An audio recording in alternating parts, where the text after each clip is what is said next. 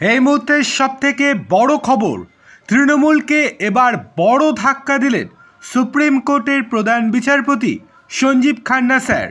কি হয়েছে চলুন বিস্তারিত জেনে নেওয়া যাক। তবে তার আগে আপনাদের কাছে বিনীত অনুরোধ, অবশ্যই চ্যানেলটিকে সাবস্ক্রাইব করে পাশে থাকা বেল আইকনটিতে ক্লিক করুন।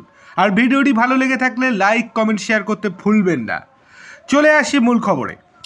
সম্প্রতি শোনা যায় দিল্লি হাইকোর্ট থেকে বদলি হয়ে কলকাতা হাইকোর্টে আসছেন বিচারপতি দীনেশ কুমার শর্মা, যিনি অত্যন্ত জাদরেল। গত বৃহস্পতিবারই সুপ্রিম কোর্টের কলেজিয়ামের তরফ থেকে বদলির সুপারিশ করা হয়েছে। ইতিমধ্যেই জারি হয়েছে নির্দেশিকা। এই সংবাদটি আপনাদেরকে কয়েকদিন আগেই আমরা জানিয়েছিলাম, কিন্তু সেই নির্দেশিকা স্থগিত করার জন্য আর্জি জানিয়েছে কলকাতা হাইকোর্টের তৃণমূল সংগঠনের তৃণমূলের আইনজীবী তিনটি সংগঠন। এবার এই তিনটি সংগঠন পরিষ্কারভাবে সুপ্রিম কোর্টের প্রধান বিচারপতিকে চিঠি এবং মেল করে জানিয়েছে কলকাতা হাইকোর্টে ওই বিচারপতি আসা উচিত নয়।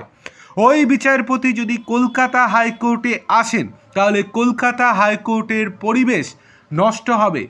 এমনকি ওই বিচারপতি পক্ষপাতিত্ব করবেন বলে তাদের মতামত উল্লেখ করেছেন তৃণমূল সেলের তিনটি সংগঠন।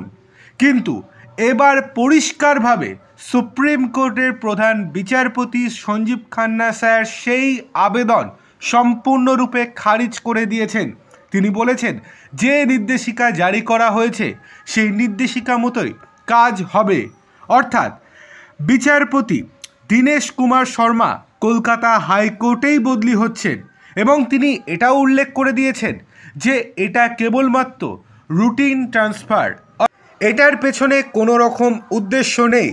পুরোটা সবার সঙ্গে বৈঠকের পরেই তিনি এই রকম সিদ্ধান্ত নিয়েছেন।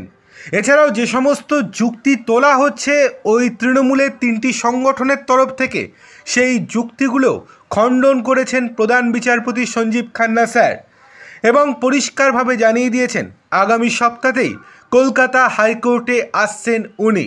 সুতরাং বলাই বাহুল্য, তৃণমূল যে দাবি করেছিল এবং যে আর্জি জানিয়েছিলেন প্রধান বিচারপতির কাছে, সেটা যে সম্পূর্ণরূপে খারিজ হয়ে গেল এবং তারা যে বড়সড় ধাক্কা খেলো, এটা আর বলার অপেক্ষা রাখে না। তারা কিন্তু এখন থেকেই ভয় পেতে শুরু করে দিয়েছেন।